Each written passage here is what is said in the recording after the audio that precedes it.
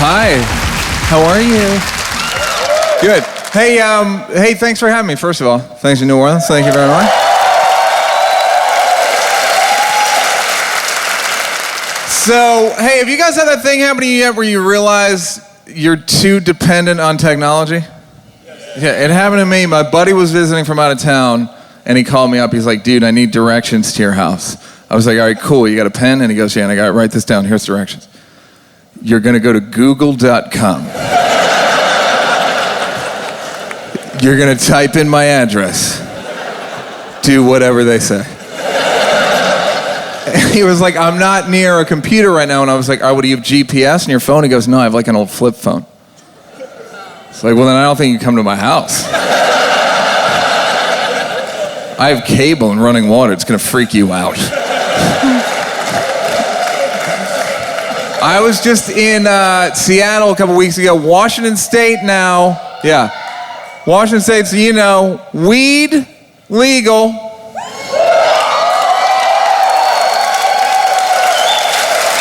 Weed legal, texting and driving against the law. So basically a cop could pull you over, walk up to the car, see you rolling a joint on your lap and be like, oh, I'm sorry, sir, I thought you were texting and driving. Have a great day.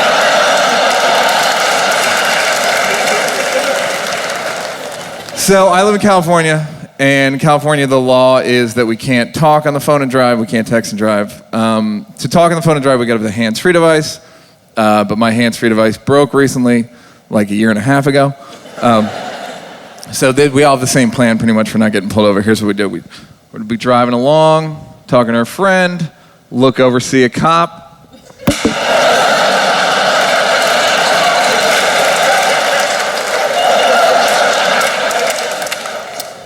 Then you gotta yell to your friend like, yo, there's a cop next to me, just hang out for a second. Same plan? Yeah. They'll never catch us, these bitch-ass cops. Texting and driving, also illegal. That I gotta say I agree with though, because texting and driving is some mind-bending shit, isn't it? For real, she'll be driving along and be like, you know what, let me just quickly text my friend here. You look up and you're like, wow, was I driving that whole time? That shit was dangerous. Fuck. Because when I looked down, I was on the highway. And now I'm in my garage. Well, at least it was an important text. No, you're retarded.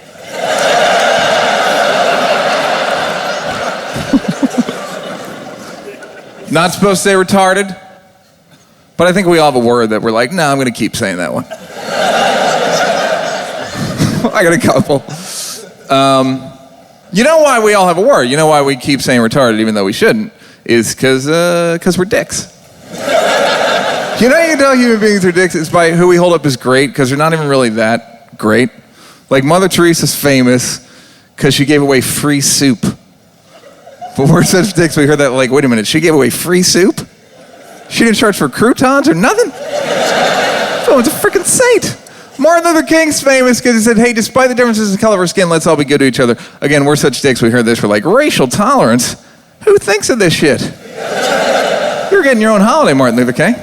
Yeah, your birthday? I don't go to work, that's how much you mean to me. Jesus is famous because he said, treat other people the way you want them to treat you. We heard this, we're like, this Jesus is on some next level shit. We're gonna worship you, Jesus, and your dad. This doesn't end tonight, believe me. Necklaces with you on it, t-shirts, you're my homeboy. We're gonna worship your mom, but not your stepdad, because fuck him for some reason.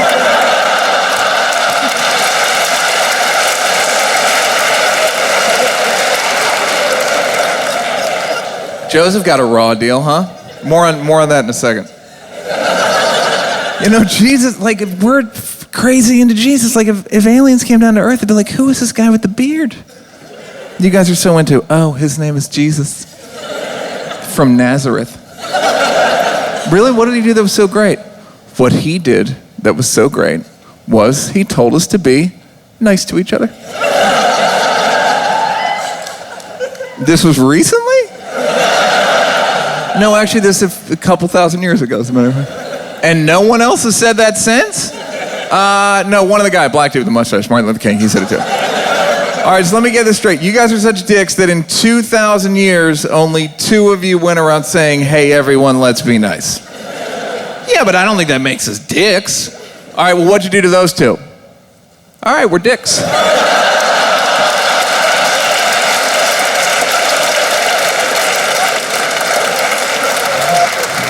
So back to Joseph. Worst part of the Bible. Worst part of the Bible. He goes out of town, comes back, Mary's like, I'm pregnant, and he's like, we haven't had sex in 6 months. No, it was a ghost. Oh, that's gonna be easy for me to deal with emotionally. All right, fair enough. I gotta say, I'm way too passive aggressive, because if I were Joseph and Mary was like, hey, would you mind changing Jesus' diaper? I'd be like, no, but maybe the ghost will. Anywhere from the ghost? Anything about chipping in a few Jerusa dollars for Jesus preschool? Nothing? I gotta get a bartending job because of the ghost? All right, fair enough. I'm all gacked out on Jesus. No, I went to Catholic school, 12 years. So, Catholic school for 12. All right, first of all, Catholic school, 12 years. People's first question when they hear that is, hey, Neal, did you get molested? It's a sign of a classy organization, isn't it? And to answer the question, no, I didn't get molested.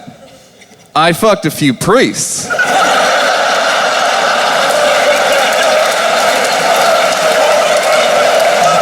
But I didn't get molested. I ain't no bitch, you understand? 8-year-old me, fucking priest. Forgive me, Father, you know why.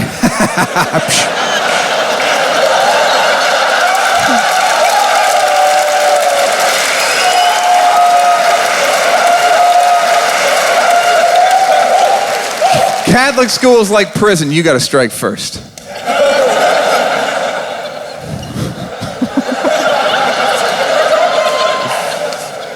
See, growing up Catholic, it's, you know, it makes people crazy. Like, Christian politicians are nuts to me, like, where we can't have any contraception anywhere in the school. Like, we can't have condoms in the schools, because we have condoms in schools and kids will automatically have sex with each other, which makes as much sense as kids being like, hey, I got some Band-Aids, we should cut each other. Makes no sense. And then there's also stuff in the Bible that you kind of take at face value growing up, and then you get a little distance from it, and you're kind of like, wait, what? Like, this is a letter from Paul to the Philippians. Like, all right. Then you give it a little distance. You go, who writes letters to entire groups of people? This is a letter from Larry to the Puerto Ricans.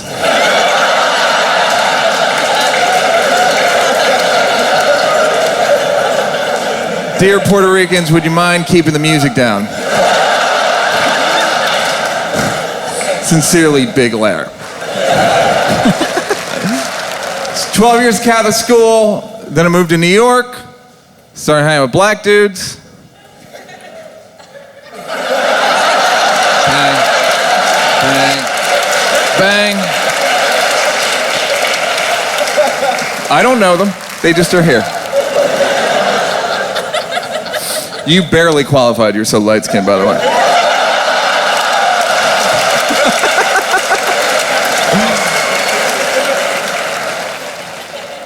Yeah, so I got a lot of black friends. I have like over 20. Now it's like up almost 30. No,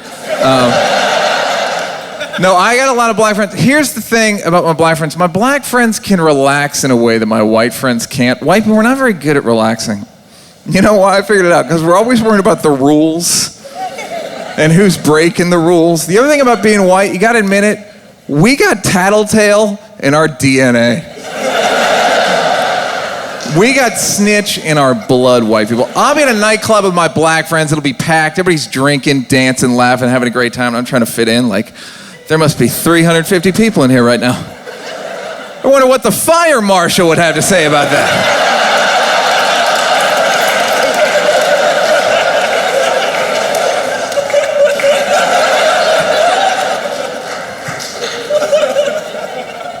White people love the rules so much that we will go on police ride-alongs for fun. You have any idea how white that is? You ever try to explain that to black people? Like, yeah, I call the precinct. I say, hey, this is Neal. I'm white, and I like to go for a ride along. They send over a squad car. I get in the back seat, which is fun for me, because what other opportunity would I have to do that?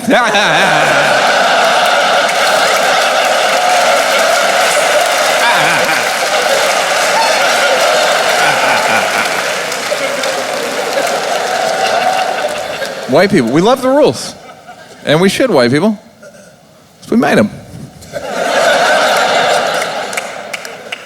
Native Americans had their rules. We're like, no, thank you, brought our own.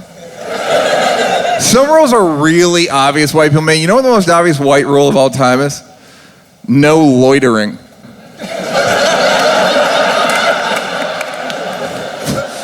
You know what black people call loitering?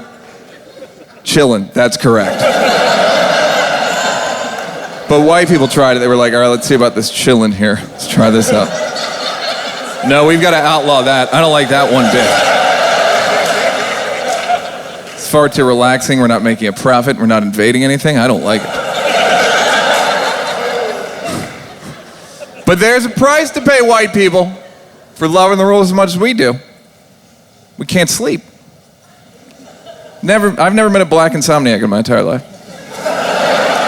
Meanwhile, every white person I know has sleep issues. You know why? Because we're up tossing and turning every night thinking about who broke the rules that day. He doesn't think I saw him, but oh yeah, I saw you, Chet. And guess what? Tomorrow I'm telling. You know when I'm telling? White people's favorite time of day. First thing in the morning.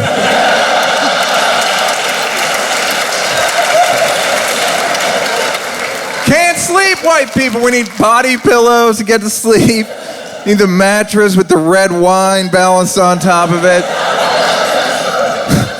Humidifier, dehumidifier, an ionizer from the Sharper Image, a white noise machine from the Sky Mall, sleep masks, breathe easy nose strips, Ambien, Tylenol PM. You want to know what it takes my black friends to fall asleep? A bite of a sandwich and a moment of silence. They're out.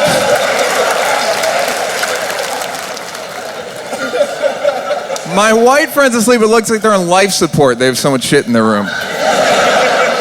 My black friends, it looks like they fell asleep mid-conversation.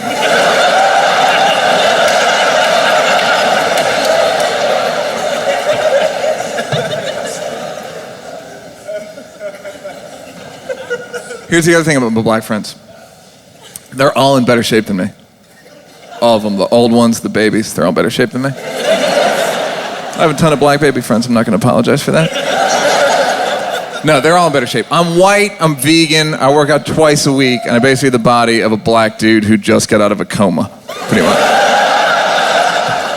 Like, I was thinking, it's a good thing Superman landed in Smallville and not, like, Detroit.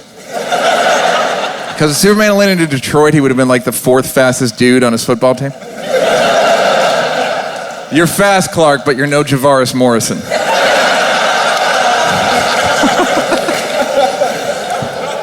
Yeah, I'm vegan. Please hold your applause. No, I live in LA, so it's easy to be vegan. Big cities, New York, LA, it's easy, but the rest of the country, I might as well walk up to people and be like, hey, where do faggots eat?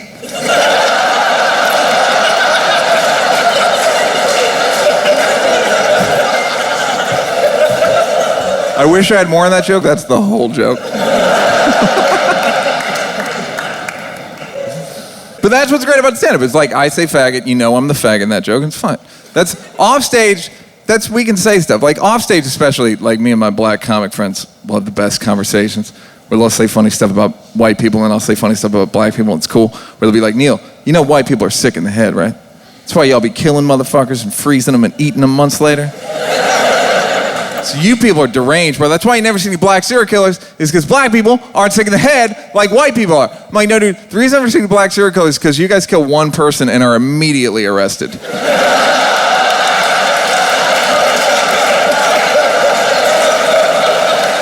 Maybe if you didn't write a song about it that afternoon. How'd you catch me? Hot 97. All right, fair enough.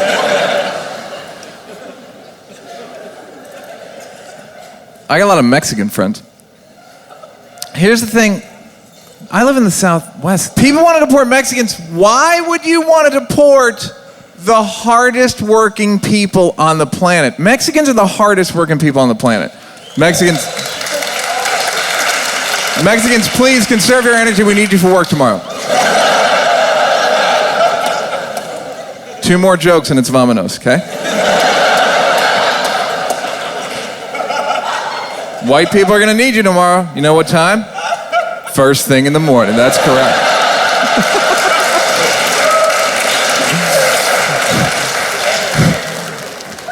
People want to deport Mexicans. Mexicans are the hardest working people on the planet. You know why I say the planet? Look at Europe. You know why everything's so old in Europe? Because they don't have any Mexicans there to build them new shit. Mexicans would have a new Coliseum up in 3 days, for real. 2 days, we paid them cash.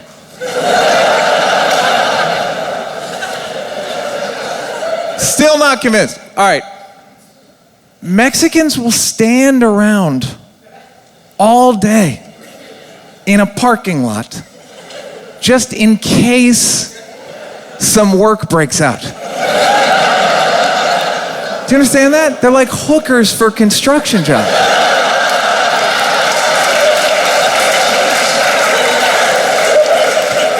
You won't see any other race of people doing that. Whenever I see a bunch of Mexicans stand in line in a parking lot, I think Home Depot.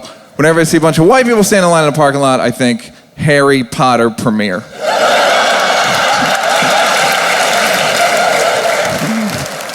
I got a lot of Asian friends as well.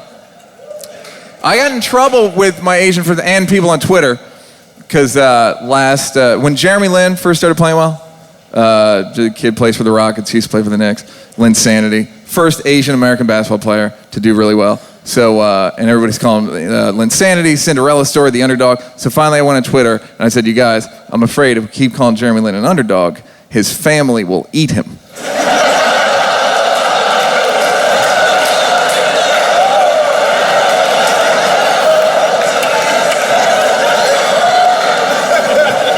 I thought I beat him fair and square, but I lost a lot of followers that day. That's all I'm going to say. I'm stupid about this race stuff because I used to always ask people if they were mixed, if they were half white and half Asian. I would always ask them which parent was what race. But I realized it's a stupid question. You know why? If someone's mixed, if someone's half white and half Asian, the dad was never Asian.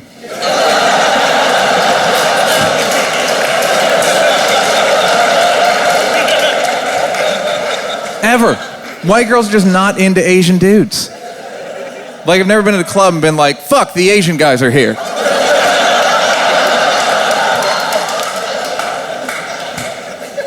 White dudes, though, we're like Asian girl crazy. We got all these dumbass old stereotypes about them, too. Like, she's gonna make me soup. What? She's gonna walk on my back. What are you talking about? Like, when I see Lucy Liu, I'm like, God, I gotta have her. When the average white girl sees Jackie Chan, she's like, huh. I wonder what Chris Tucker's been up to recently.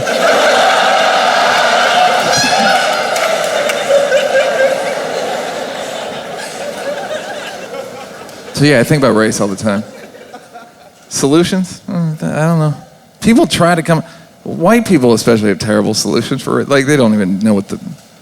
Like, there was a story on 60 Minutes last year about Huckleberry Finn, the book, Mark Twain book, Huckleberry Finn. All right, Huckleberry Finn, I didn't even remember this. Huckleberry Finn has a bunch of N-words in it. It's got 219 N-words in it. Yeah, which to me is 6 too many. There's a line, you know what I mean? All right, so now, this story was about white people's big plan is they want to get rid of all the N-words in Huckleberry Finn. It's just some typical white people shit for you. Like, that's white people's grand solution for helping black people. Like, some white statisticians, like, you know, fellas, I've been looking at the numbers. Black people have shorter lifespans, can't get loans, don't have access to fair education. But I think I have the solution. We're gonna get rid of the N-words in Huckleberry Finn. It's gonna change everything forever. Like some black kids dropping out of school, like, fuck school, I'm gonna sell drugs for the rest of my life. And they'll be like, hey, Donnell, we got rid of the N-words in Huckleberry Finn. You do what now? All right, let me...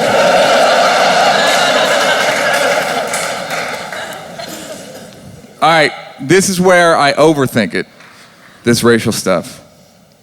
Because you know what I feel bad for now? I feel bad for Mark Twain aficionados. Because think about it. Now, when they go to get the original Huckleberry Finn, they're going to seem like complete racists. They're going to have to go to bookstores like, hi.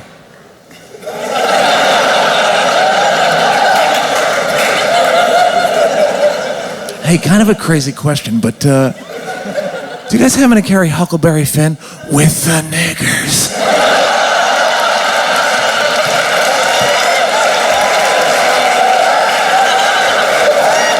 And the redneck behind the counter is going to be like, sure do, brother. Comes with a free Confederate flag bookmark. That's for you.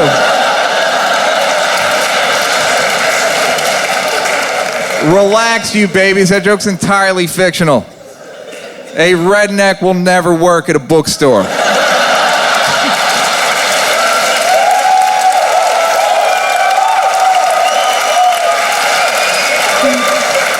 Redneck at a bookstore would be like, Pride and Prejudice is the name of my truck.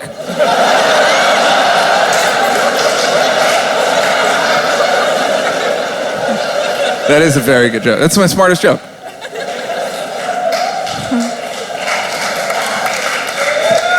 So now, all right, so I said the N-word. We're all still here. Like I said, I got a lot of black friends, and white people, I have actual black friends. And I know a lot of white people like to think you have black friends, but you're not really friends with somebody unless you can yell at them and they can yell at you back. So a lot of white people have two standards for your white friends and your black friends. If one of your white friends screws up, you'll get legitimately pissed and be like, dude, what the fuck? But if one of your black friends screws up, you immediately go into human resources mode, like Malik. Malik, your behaviors made me very uncomfortable. I think going forward, we need to be more cognizant. I've drawn up a PowerPoint. Boop.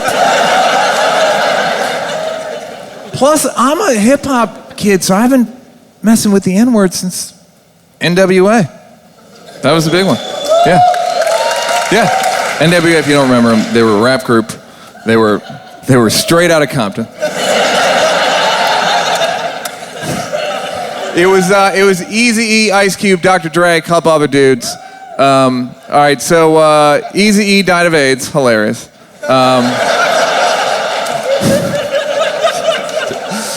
Dr. Dre doesn't make music anymore, just makes headphones. And Ice Cube just makes these shitty-ass family movies. I actually had a movie idea for Ice Cube where Ice Cube from 1989 travels forward in time and beats the fuck out of Ice Cube today. He didn't want to do it. All right.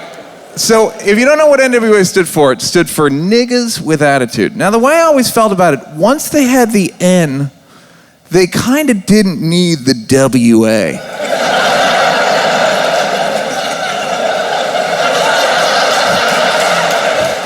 The N did most of the heavy lifting for them. No one's ever like, sir, there's some niggas here to see you. Do they have attitude?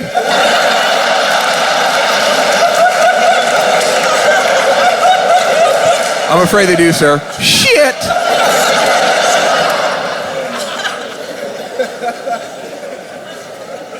Also, I get called the N-word every day. Thanks, fellas. No, I get called the N-word.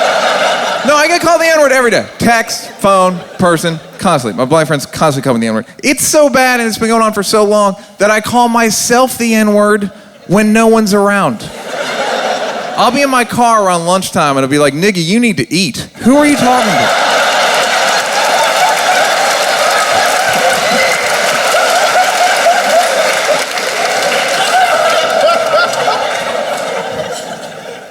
I remember when my black friends first started calling me the N-word. Let's face it, it was pretty exciting. But also it was confusing because they were doing it to make me feel like a part of the group, but it actually had the opposite effect because I couldn't say it back to them. So it just made me feel that much whiter, you know? I'd walk up to the group and they'd be like, what's up, nigga? And I'd be like,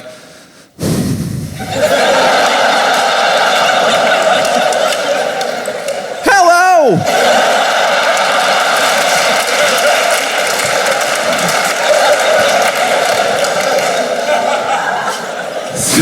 So then finally one day I just asked them, like, hey fellas, can I start saying it back? So they had a meeting. And I got approved. Yeah. Thank you very much. They said I'm one of 6 white people that's ever been approved, 3 of whom Beastie Boys. All right. So now I could say it, but I forgot I could only say it around brothers I was friends with, because a couple weeks later, walking down the street, I'm listening to my iPod. Song called the Craig Mack Flavor in Your Ear remix comes on. All right, a lot of people know it. For the rest of you, Biggie is on this song, Notorious B.I.G. Puffy's friend. Biggie's first line is, "Niggas is mad I get more butt than ashtrays," which is a wonderful double entendre. This Biggie really spoke to me. So I'm walking down the street not paying attention, like, niggas is mad I get more butt than ashtrays. And I look up and this brother's glaring at me. He goes, "Yo, motherfucker, who the fuck said you say nigga, white boy?" I was like, do you know Jamal? And he was like, "Oh, you must be Neal. I heard a lot about you, nigga. I heard you got approved. Give me some love."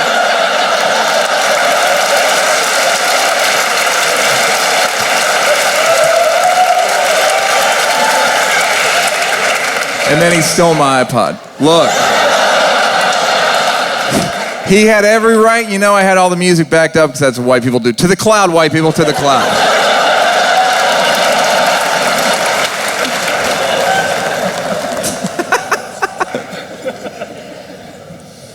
All right, so race, religion, let's go politics. I'm an Obama dude, if you can believe it. You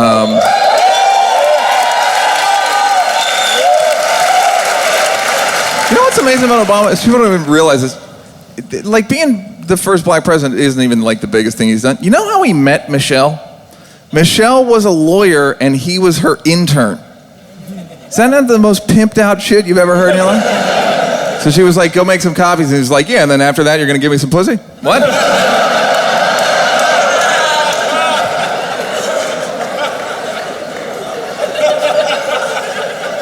I like Barack. I got to meet him. That's part of the reason I like him. I met him last... when you meet someone, you're like, "He's my friend."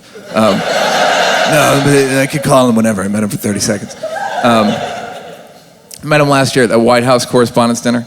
My buddy Seth Meyers hosted it, and I wrote a bunch of jokes with him, and I got to go. And the day before, I got like a tour of the White House, like a good tour. Like I met the dog. Totally cool dog, by the way. Hasn't gone to his head at all. Just a real regular dog. And then we go through the White House. Then we go to the Oval Office. In the Oval Office, across from the Clinton blowjob desk, it's like literally like the first thing you think. It's like, "Oh yeah. And they're like, "You want to touch it?" I'm like, "No, thank you." There was a coffee table. On the coffee table, there's a bowl of apples. Seth's mom is on the tour as well, and she goes, "Hey, are those apples real?" And the woman giving us a tour was like, "Yeah, would one of you like one?" I'm like, "Yeah, I'm a fucking taxpayer." So I'm eating an apple in the White House in the Oval Office. On the wall, Obama has the original copy of the Emancipation Proclamation. Well, yeah, which I'm pretty sure is just there in case the Tea Party's like, "We don't think you're free." All right, look at the wall. That's all they have left. This is literally all they have left. So then the next day we go to the Correspondents' Dinner itself, and beforehand there's like a little reception, like a small room, like 100 people probably. We're all in tuxedos. At a certain point they let the President and First Lady in, and they put them behind red velvet ropes. We're supposed to go up, introduce ourselves, say who we are, get our picture taken. All right, so I'd heard Michelle was a Chappelle Show fan, so I was like, all right, you know what? Let me exploit that shit for once. Kidding, I exploit it every day. So it's my turn, and President Obama's here, First Lady Obama's there, and I walk up to the president, I go, "Hey, man," which I'm pretty sure you're not supposed to call him, but it was better than like, "Hey, man, is this your girl? What up, ma?" So I go up and I go, "Hey man, my name's Neal Brennan and I created Chappelle Show with Dave Chappelle." And he goes, "Oh man, we love that show. In fact, that's got to be considered one of the greatest shows of all time. What you gonna say?" I gotta say, felt pretty good. Like, if he'd wanted a hand job, I would have given it to him. So he goes, Michelle, this guy created Chappelle Show with Dave Chappelle. So Michelle comes over and goes, we were so upset when it went off the air. And I go, how do you think I felt?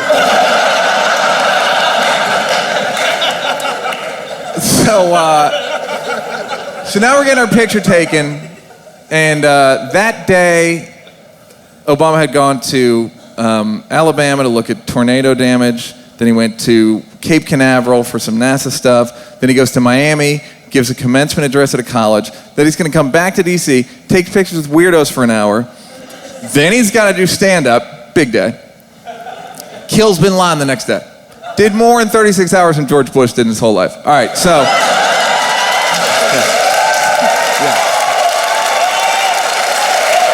all right, so now we're getting our picture taken. And there's people lined up to meet him like he's Santa Claus or something. It's like Rupert Murdoch and Sean Penn, and like literally want to meet him like he's Santa Claus. Like, what do you want for Christmas, little boy? Tax cuts. All right. So this is how smooth Obama is.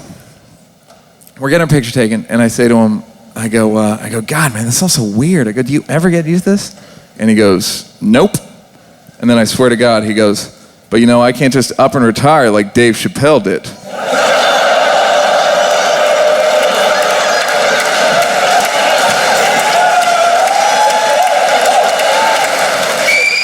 And I was like, motherfucker, what did you say? And he's like, you heard me, Chicago, bitch.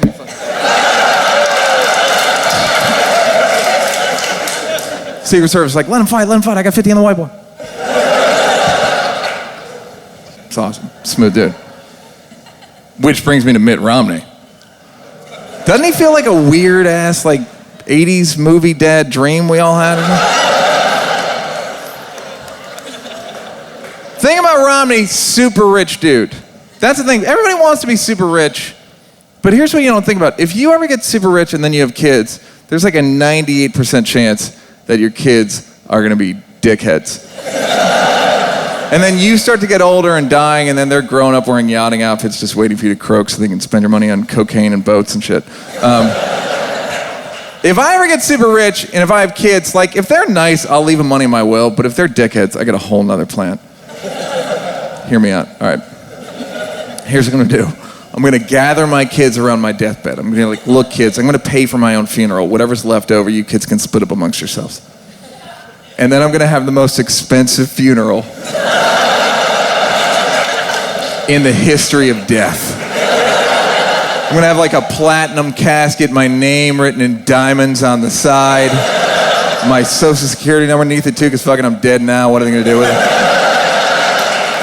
Open casket. I'm gonna buy all kinds of movie props and demand to be buried in them. I'm wearing like Humphrey Bogart's hat from Casablanca, Darth Vader's cape. I got Indiana Jones's whip in my right hand, Jimi Hendrix's guitar from Woodstock in my left. I'm wearing Rocky's boxing trunks. I got Dorothy's ruby red slippers on from the Wizard of Oz. My kids are gonna be like, we're out $15 million on the casket alone. Yeah, that's just the beginning. Then they're gonna hear, ladies and gentlemen, please welcome Jay-Z and Kanye West. Ball so hard, motherfuckers on fire. Those guys come out. They do the full Watch the Throne show, pyro, monitors, standing ovation. Then Jay-Z's like, Neal couldn't decide who should say his funeral mass, and he realized he could only be one person. Ladies and gentlemen, please welcome the Pope. Here comes the Pope. I don't know what the Pope would say, but based on his outfit, it should probably be something like, boo.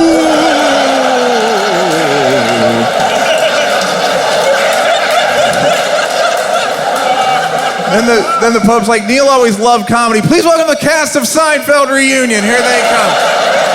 Jerry, Elaine, Kramer, George. Kramer steps up. He's like, are Jay-Z and Kanye still here by any chance?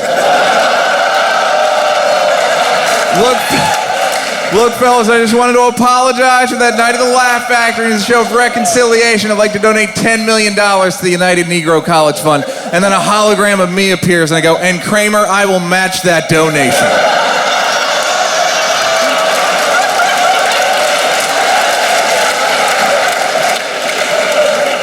And my kids get like $80 each.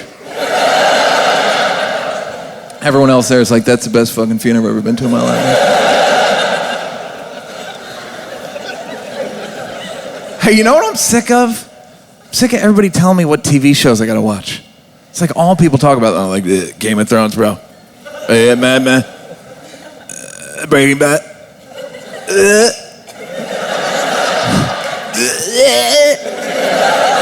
My buddy wanted me to watch Battlestar Galactica for years. He bugged me. I avoided it. People still into it. I avoided it. Now it's on Netflix. My buddy kept bugging me, so finally I broke down. I watched one episode of Battlestar Galactica, and it turns out, you guys, I don't give a fuck about space problems. I personally like shows like Hoarders and Teen Mom. Shows that make me feel, shows that make me feel good about me. I watch an episode of Teen Mom and I'm like, you know what, Neal, you made a lot of really good decisions. You know? So I say to my buddy, I go, look, man, I tried watching your show and I didn't like it. And he said, but people always say when they recommend a show and you don't like it, he goes, dude, you gotta watch the whole series. Do I? It's 6 seasons long.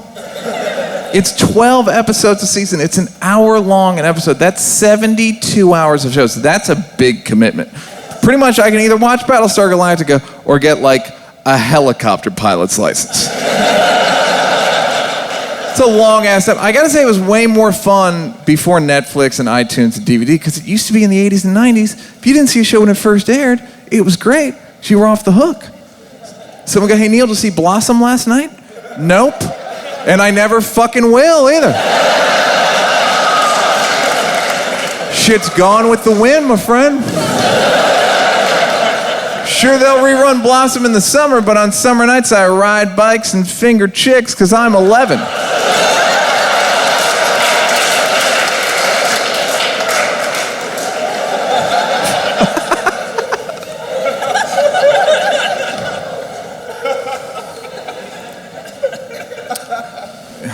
Anybody here married? Really? Shit is so marriage is pretty much over, it seems like. I think people are coming to the same conclusion. I'm scared of getting married, man. I'm in my 30s, I'm supposed to be, but it just feels like gambling. It feels like gambling. Marriage is basically a woman saying to me like, hey Neal, are you still gonna love me in 30 years? And it's like, I hope so, but I don't wanna bet you half my shit over it. Plus, I don't think women even care about, here's what I think women care about. I think women care about being cute. Ladies, I think you spend most of your lives in your own heads, thinking about cute things that you're gonna do in the future. And basically guys are just props in that. And you like a lot of lead time to think about this cute shit too. That's why you're planning ahead so far, ladies. Well, you'd be like, hey, can we get to the botanical gardens 3 Sundays from now? And we're like, sure, babe. And in the back of our heads, we're like, hopefully I'll be dead by then. It's so that you can take the full 3 weeks, think about how cute you're gonna look, and you don't even care about these places. You don't care about the botanical gardens, or sailing, or wine tasting. You go to these things for one thing, and one thing only, ladies. You gotta get a picture of yourself looking cute.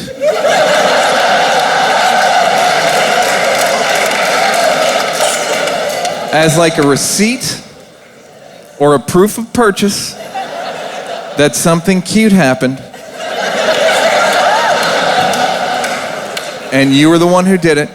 Fellas, we can be in the picture, but it's for her, looking cute, so that she can post the picture online so that her enemies can see it. Yes. She wants her enemies to see it and be like, shit, this bitch is cute.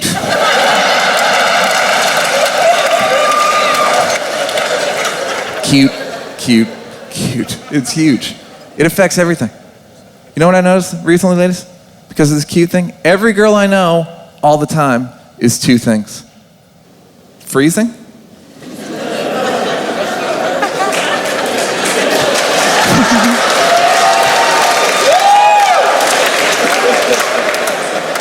Starving. Oh my God, I'm so cold. Is anybody else freezing and starving? No, it's 75 degrees in here and there's food everywhere. Rude.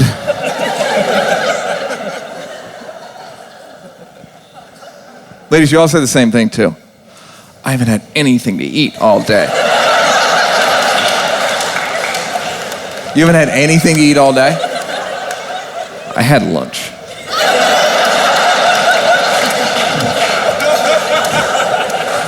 But like you don't have lunch? I don't know what the hell you eat at lunch. You eat the most obscure stuff in the world at lunch. Like all I had for lunch today was like a little bit of coconut water and a handful of hummus. Like, were you captured by Al-Qaeda at lunch? What happened at lunch?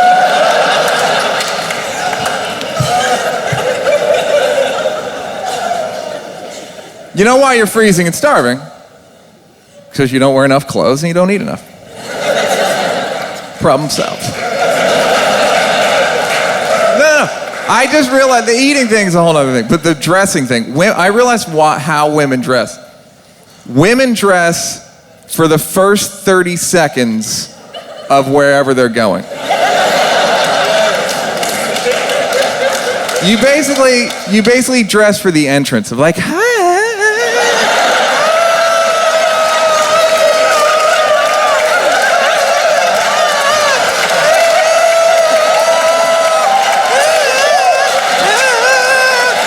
And then you spend the rest of the party like, I'm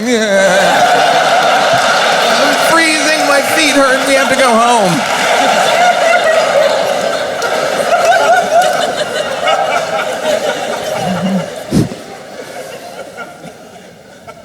So the cute thing's big, then the emotional thing.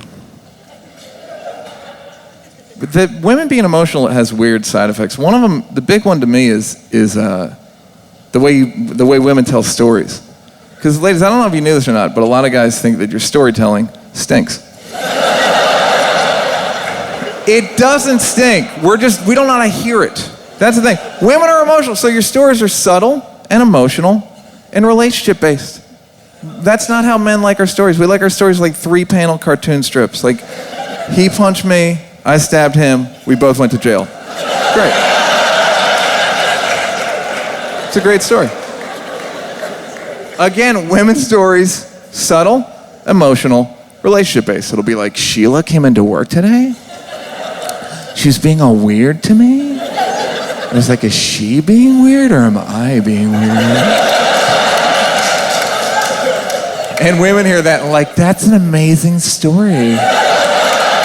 And guys hear that, we're like, nothing happened. Being the only guy in a room full of women listening to one woman tell a story is like being in a 3D movie theater and everyone's got the glasses on except for you. Where they're all like, oh, and you're like, this is blurry and confusing. The cute thing, all right. You know what, women, you know what you do that's crazier than anything else to be cute? Pretend like you're tall. You're not. You're not tall when you're wearing your fake heels. It's like, you know the average woman's 5.5 inches shorter than the average guy. You forget that because they wear heels all the time. You think your girl is like around your height until the end of the night when you get home, remember how short she is when she takes her shoes off? Like, wasn't tonight a fun night? Such a fun night. Let's check out this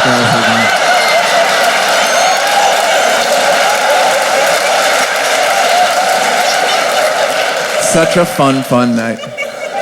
Look, I'm going to go to the bathroom and take out 60% of my hair.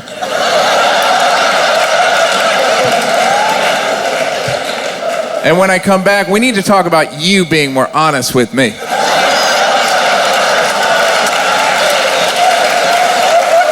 Chicken cutlet. Now.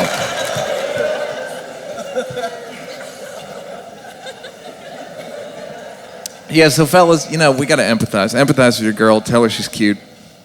She'll be like, oh, I wasn't even thinking about it. She's thinking about it. Tell her. Selfie. And then ladies, we need empathy in a whole nother direction, because I don't think you understand what it's like to be a dude. Because I had a girl recently ask me, she goes, what's your type? I was like, I don't really have a type. And she goes, why not? And I go, Because I never get to pick. It's never up to the guy. It's up to the girl. Girls are the buyers. Men are the sellers. Basically, me and every guy in here are pretty much dick salesmen.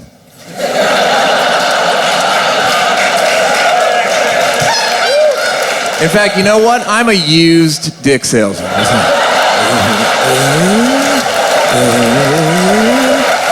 No payments till June.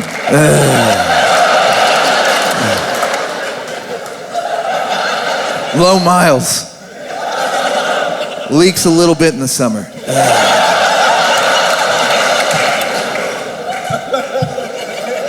I just got turned down by 3 women in like 10 seconds. As a guy, it's about average. Basically, a guy's entire life is just like,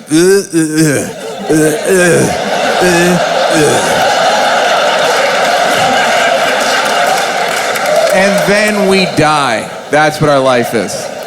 A party is basically a guy's like, and girls like, I'm freezing.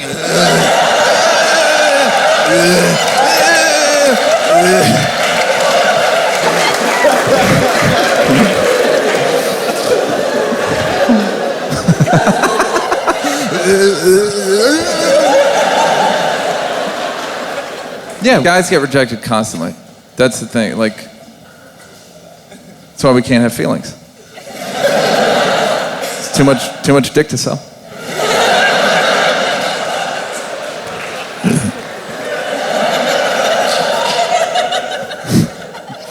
Women have feelings, which is why you don't handle rejection well. Women will hit on a guy like once every 2 years. And if it doesn't go your way, you get furious immediately. Where you'd be like, hey, I kind of think you're cute. And the guy would be like, I'm going to stay with my friends. You're a fucking asshole. You know that? It's, ladies, because you don't live, this is where we need empathy. You don't live in this sexual tyranny that men live under, just constantly.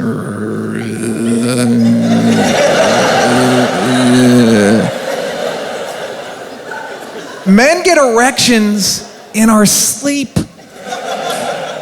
Do you understand that? Basically, our brains are like, I'm gonna go to bed, and our dicks are like, fuck that, bro, I'm staying up. Bro, you don't know what's gonna happen here alone in your locked house at 3:45 in the morning. A girl could just come busting through the wall, Kool-Aid Man style. Demanding some sex. I, for one, am gonna be awake when it happens.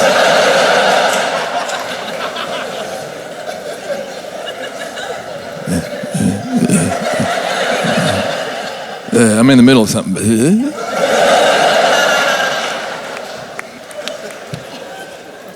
Yeah, it's hard being a dude. I don't think, like, sometimes I'll have a girl with me and other girls will come up to me and be like, you know, you can do so much better than that. And it's like, oh, I know, but I can't take that chance. And guys will be hateful in a different way because, you know, they're fellow salesmen. So if I have a good-looking girl with me, they'll be like, dude, you know that girl's only with you because of your career, right? And I'll be like, yeah, of course I know that. Why do you think I have a career? You think I rely on my body to get women? No, my 18th birthday, I stood naked in the mirror and I was like, you better write some jokes.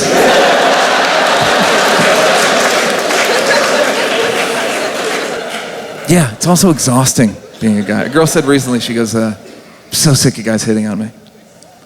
Great, I'm so sick of hitting on you. It's boring. It's so, you don't think I hear what I'm saying? I know it's terrible. I'm there. It's also so time consuming. Like, I just want to like run into the store and run out. Next thing I know, I'm stuck in the parking lot like, hey miss, I love your blouse. Where'd you get it? I personally don't give a shit, but my dick wanted me to ask. Also, he wanted me to say,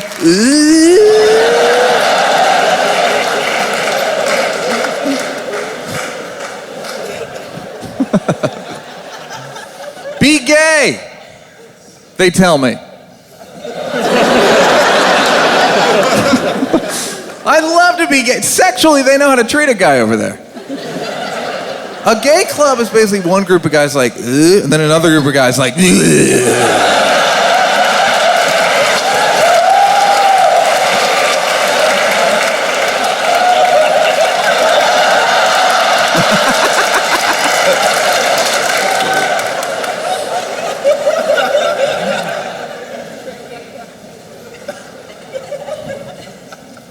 That's why women can date guys. It's because of your emotional life. You can date guys that are locked up or in the military. First of all, I think you like dating guys that are locked up because you like knowing where he is.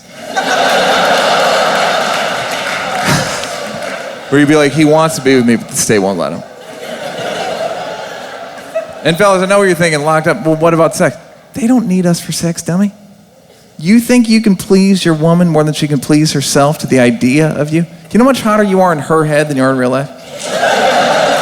You know, you'll look at your girl and be like, why is she dating? She's not dating. She's dating a way hotter you in her head. Also, a woman's sexual fantasy world is bananas. Every time a woman pleasures herself, she makes like $100 million epic movie in her head. Dozens of horses and carriages. It's thunderstorming. Thousands of extras in period garb.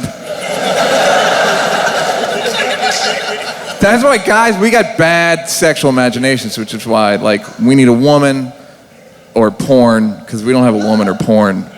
We're fucked. Because all we can come up with on our own is like a person and a place.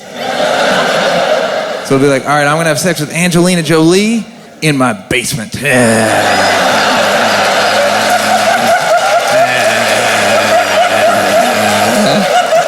Some girl asked me, she goes, why when guys jerk off do they always bend over like that? It's so creepy. I was like, yeah, but it's not nearly as creepy as not bending over and jerking off. Like,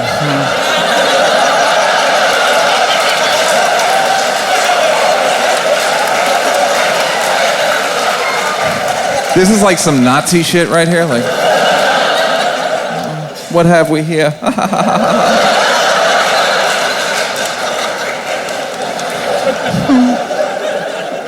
So, ladies, size matter? Yeah.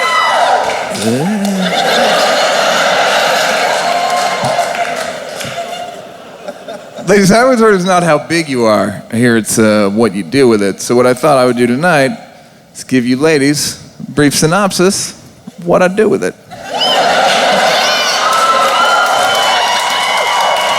Yeah.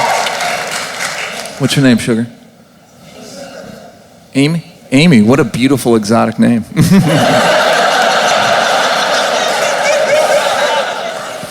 Amy, here's a brief synopsis of what I do with it. Amy, first, I will get it erect. Then, Amy, I will stick it in your vagina. The end.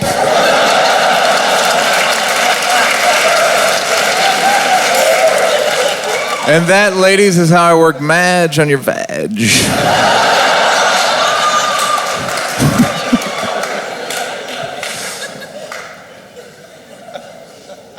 Guys are funny about sex because we act like we don't care about giving girls orgasms, but we do care, and you can tell guys care by our sex stories. You ever hear guys' sex stories? They're all exaggerated, blown out of proportion. Even the words are exaggerated. I was talking to my buddy Mike today. He goes, yeah, dude, I was with this girl last night, right?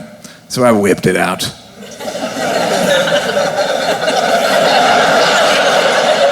Yeah, Mike, did you whip it out? You whipped it out, huh? No, whip's the right word because my penis is 7.5 feet long.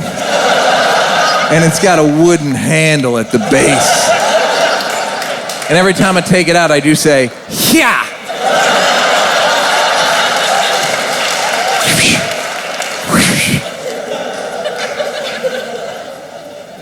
Whip makes me laugh. The other phrase that guys use makes you laugh is, yeah, then I blew my load. Did you blow your load or did a 1/4 ounce of goo come dribbling out of your dick?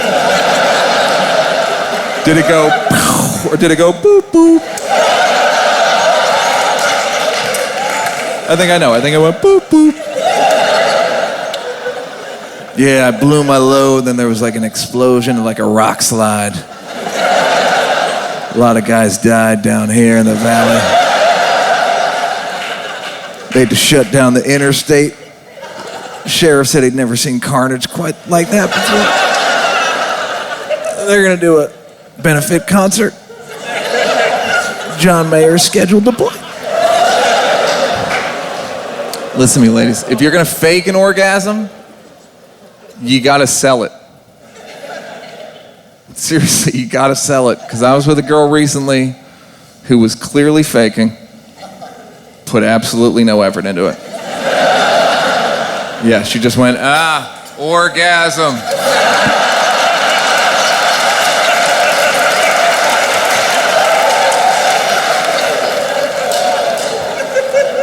Really don't want to shake your leg or anything? I don't know. What am I paying you for?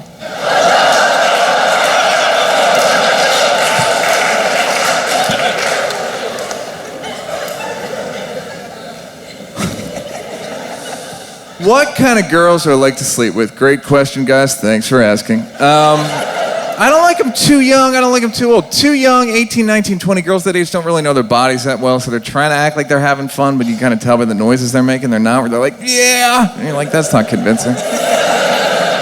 And then girls in their late 30s, early 40s, you know your bodies too well. So it's basically like we're just working for you. We're like, all right, young man, go ahead and hop on in there real quick. Why don't you start me off with 15 or 16 good pumps? Let me see what I'm dealing with.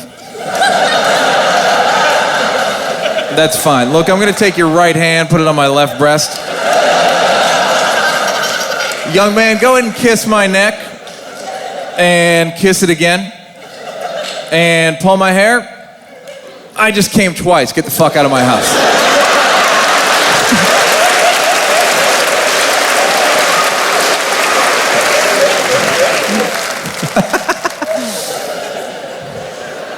'69ing. These ladies up front give me a vibe all night, which is Neal. Neal, you gonna talk about it? Yeah, I'm gonna talk about '69ing. Do people still 69, or is that shit like rollerblading, where it's kind of nice? I would do it more often. It's just too hard. 69 takes so much focus, concentration. You're like giving and receiving. You're in two places at once.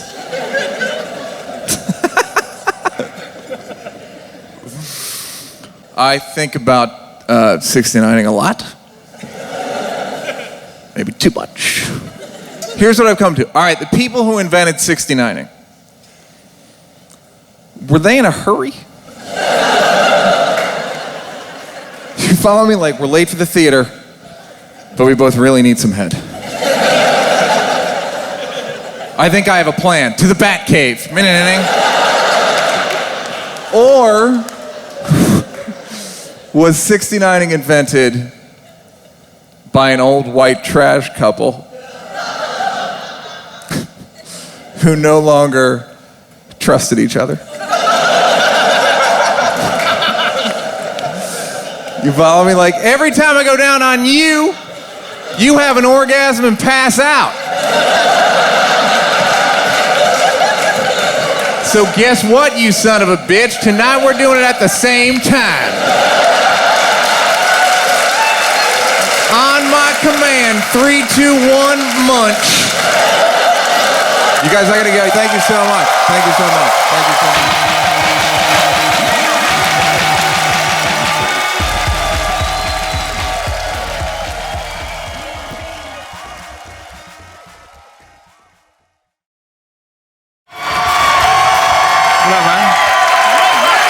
How you feeling, man? All right. White guy giving me the peace sign. Good to see you. Hey, thank you all for coming out. I'm glad you're here. The economy's awful, isn't it? You know what drives me crazy about the economy is when they talk about it on the news, they act like everybody's rich. You notice that? Well, they'll be like, global economic meltdown. Is your money safe? What do you mean, the $43 I have in my checking account? It should be okay. Thank you. Then you turn the channel and they're like, has the value of your property gone down? Huh. I don't know. Let me ask my goddamn landlord. You know what the worst part of having a landlord is? People think it's the money. It's so not the money. Worst part of having a landlord is having to call the landlord.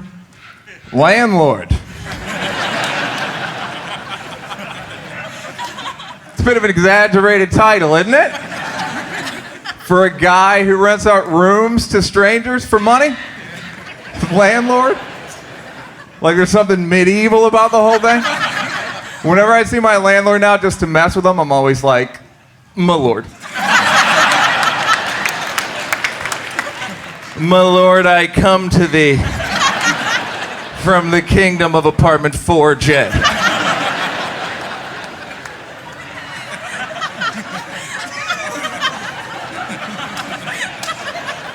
My lord, if you wouldn't mind taking off your cape, I need you to unclog my toilet.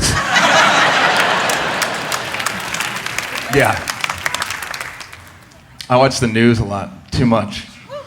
Yeah, the news. It's the shit. CNN is my network, because CNN, even when it's bad news, it's kind of good on CNN. But you know who's got the saddest news on earth? You ever accidentally watch that British news? You know what I'm talking about? That BBC news? Those sad-ass British accents on there? Just the way they pronounce countries on there bums me out, like Afghanistan. Ugh.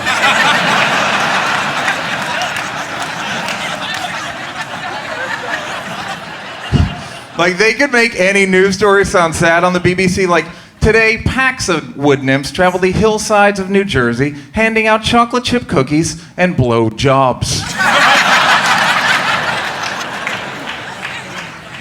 We gotta stay out of New Jersey, Jesus. A lot of time on the internet as well. I heard about this website recently called It Gets Better. You guys know what this is? All right, if you don't know what it is, it's a website where gay teenagers that are getting bullied by Tracy Morgan. Kidding. I'm gonna stab you. I'm kidding. No. Gay teenagers that are getting bullied at school, they can go online, and adult gay celebrities will have videos for them going like, hey, I know you're getting bullied now, but just so you know, it gets better. Which sounds nice, but is actually just some empty Hollywood stuff, because if I was one of the gay kids, they'd be like, so celebrity, you can't help me today? Celebrities are like, today? No, we're afraid of the bullies as well, but best of luck to you. You know what website would be way more effective than It Gets Better? Website called It Gets Worse. Where all the people that were super popular in high school had to leave videos about what losers they became later on in life. Wouldn't that be great? Yeah. Actually, wait. They have that. It's called Facebook. Bang! Bang!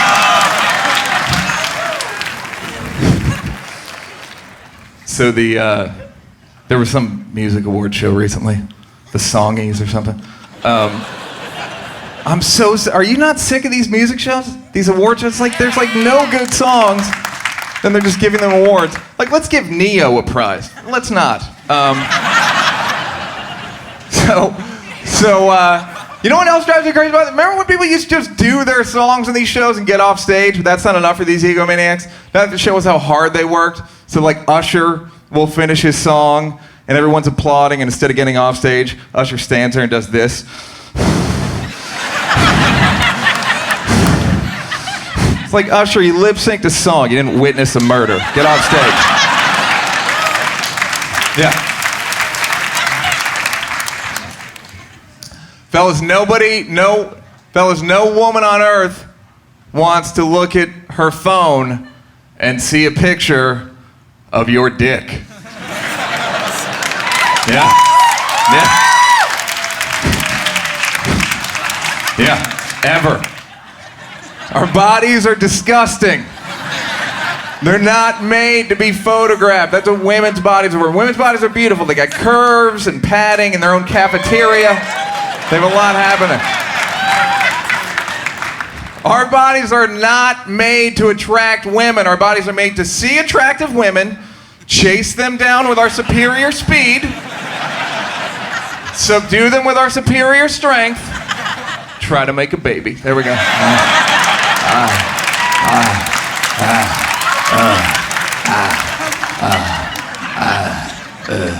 This is the face I make. I love you.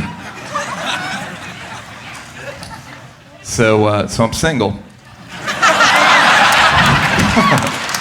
No, I'm single. So girls will send me pictures of their boobs sometimes, and it's the best. It's the best. That never happens to my married guy friends. I shouldn't say it never happens. My married guy friends, their wives will send them pictures of their boobs, but it's always with a note that says, like, I think my rash is back. So girls will send me pictures of their boobs, and then I gotta send something back, and this is about all we have to send. So, but fellas, women don't want that. So put something in the frame if you're gonna take a picture of it that women actually like. Put like a scented candle down there. Or like a gift certificate for Sephora. Yeah.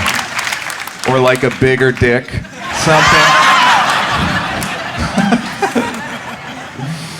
Women are sensual creatures, you understand me? So they don't want the organ. They want a hint of sexuality. Fellas, so if you got abs, take a picture of your abs. You know what else women like? Women like this thing. Whatever this is, the ramp. Yeah, the on-ramp to Dick City. For the black girls, the D'Angelo muscle. Huh? Yeah, this is romantic. This is like The Notebook. This is A Walk to Remember. This is Alien 3. We live in a porny-ass world, don't we? It just gets pornier by the day. Hey, by the way, if you work in porn, I don't know if you and your co-workers know this, but we have enough porn. You don't have to keep making it. You did a great job. We appreciate your service, but you can shut it down. If you make porn or if you make those Croc shoes, we're good. Porn used to amaze me. I'd be like, how'd they get that man and that lady to have sex at that bakery? But now the older I get, the more I realize men and women having sex is the easy part of relationships. You know what's like a fantasy to me now? You know what will be porn to me today? Just video of a man and a woman getting along.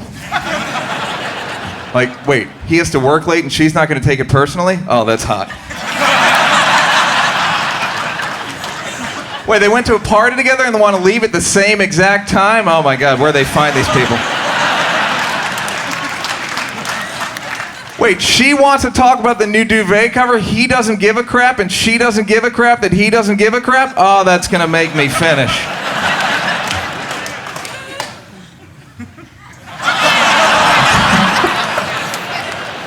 So we want you, ladies. And we want you, and we don't know how to get you. We used to just be able to chase you down and grab you, but I made that illegal like 10,000 years ago. Yeah, so now we got to be romantic. We don't know anything about that. That's like, and there's no end amount of romance we're supposed to give you, ladies, because like we'll take you out to dinner, right? We're gonna pay, which for a guy is like insanely romantic. But it's not enough. You know, I know it's not enough because they always let that lady into the restaurant. What lady? Creepiest lady on earth.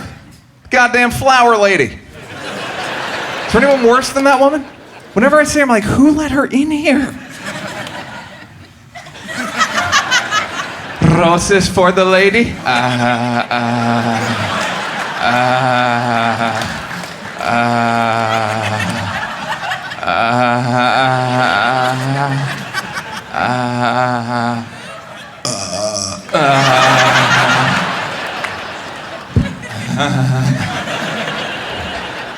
Do women even want the roses at the restaurant?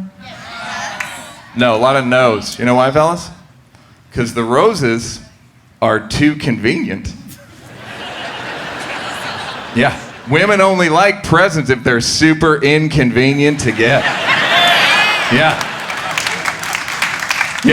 Women want us to wait in line for 6 hours or like drive to the next state. They just want a story they can tell their girlfriends at brunch about how much we suffered for them. Like, oh, you don't know about these earrings? These are the earrings that when Mike got them for me, he fell on the escalator and lost part of his hand. I don't even like the earrings, but I like that Mike was legally dead for 2 minutes today. It's such a one-way street. That's the thing. Some make real sensitive to guys' issues. One part of the year is just about giving presents to women. Between Thanksgiving and Valentine's Day, every commercial on TV is about giving presents to women. Give her a December to remember. A diamond is forever. Every kiss begins with kiss. You know why all the commercials are for women? Because you can't advertise what guys want. Yeah. Yeah. Like legally, you're not allowed. You'll never see a commercial like, ladies, this holiday season, give him the gift he's been waiting for all year. A day of silence followed by a three-way with you and your hottest friend.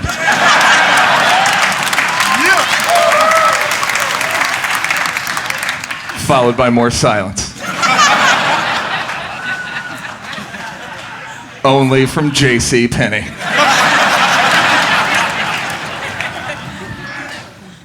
Ladies, it's not that we don't want to talk to you. We don't want to talk to anyone. We don't want to talk to our guy friends. Not about anything real or emotional. What do you think sports are for? They're completely meaningless. Football's meaningless. Football sounds like it's invented by an 8-year-old girl. Like, all right, here's the deal. There's a ball, and you get 4 tries to take the ball 10 yards. In between each try, we're going to have a huddle. We're going to tell secrets about the other team. By the way, we're all wearing capri pants.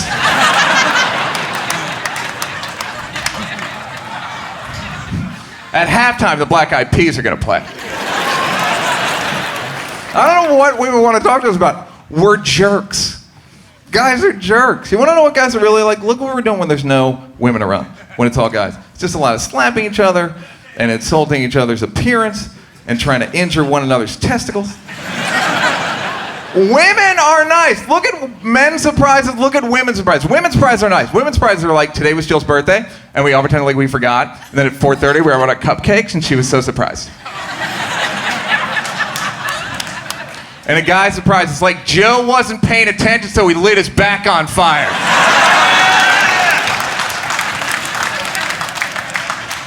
And then we found out it was his birthday, we set his car on fire, too. He was really surprised.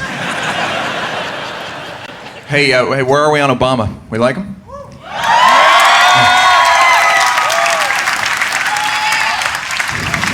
You vote for him, brother? You voted for him? Yeah. Bro, you vote for him? Yeah. Every brother I know voted for him. Did brothers even need to punch the ballot, or you could just walk in and be like, all right, put me down for my man? Bitch, you know what the this is. All right.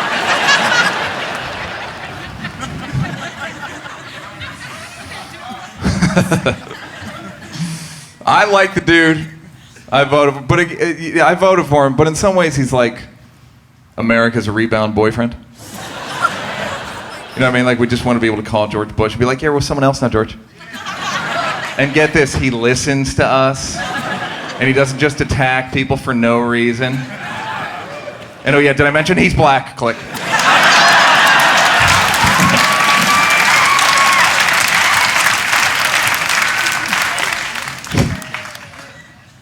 Yeah. You know, the other thing is he gets blamed for a lot of stuff, but I feel like 70% of the stuff he gets blamed for is Bush's fault. Yeah. Yeah. It's sad, because it's just another case of a brother being in the wrong place at the wrong time. Getting accused of some stuff he didn't do. America's like, freeze, put your hands against the White House. Like, it was George Bush and Dick Cheney. They just fucking left.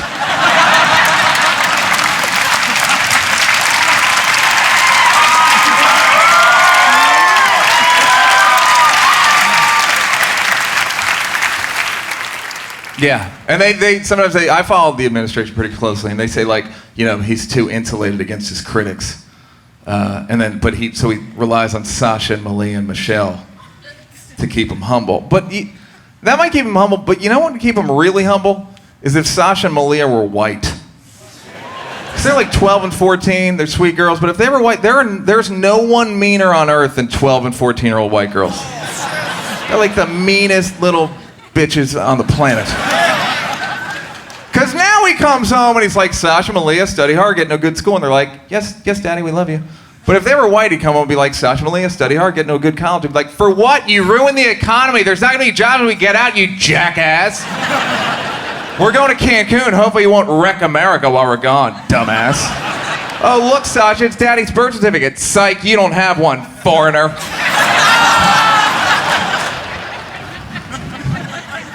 like I said, I like the dude. Voted for him. Gonna vote for him again. But I gotta say, yeah, I'm in this. Yeah, in some ways, the expectations were so high that I haven't been this disappointed in a president since all of the other presidents. But with Obama, the thing is, I gave him money. That's what hurt. Like, I believed in the dude so much that I donated to his campaign. Obama was basically the stripper that I was like, no, fellas, this one really likes me.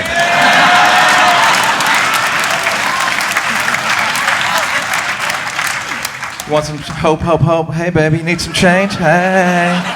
Hope, hope, hope, hope, hope, hope, hope, hope, hope, hope. He killed Bin Laden. That was something. Yeah. Then they got mad at Barack because he didn't release the photos. But again, Barack's a nerd, man. President Urkel. But America's so bloodthirsty they would have been happy unless Barack came out with like a teardrop tattoo and was like, yo, this Bin Laden stuff done, son.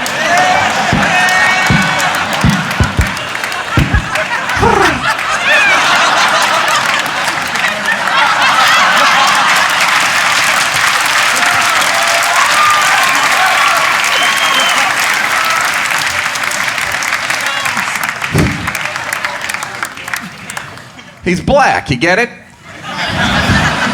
Does black stuff. So Obama, black dude, of course, and I've worked with black dudes before on Chappelle Show, of course, which I was if you're just tuning, the reason all these people are applauding is because I co-created Chappelle Show, and it kind of scrambled my brain because now I think of everything in racial terms, and I still think of like racial sketches, because we used to do the best racial sketches on Chappelle Show. We did like the blind white supremacists, we did the bloopers from Roots. And I still think of these crazy ass racial sketches and I got nowhere to go with them. But I thought of one recently that I'll pitch to you guys if you want to hear it.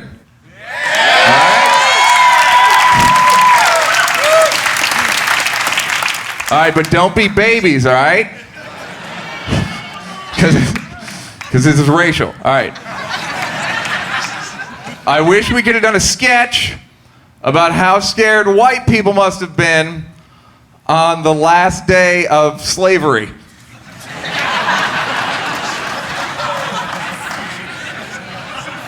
Because it was a real day. It's January 30th, 1865. So like, what did white people do that day? Like, can I see all the slaves in the front, please?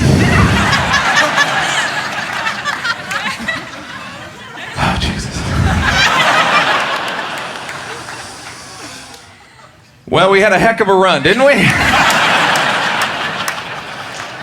I just want to say you guys did a fantastic job with the chores these last 250 years. You'll be free tomorrow. Please don't murder us. Violence doesn't solve anything. Oh, really? What all the times you're whipping us? Touche, Toby.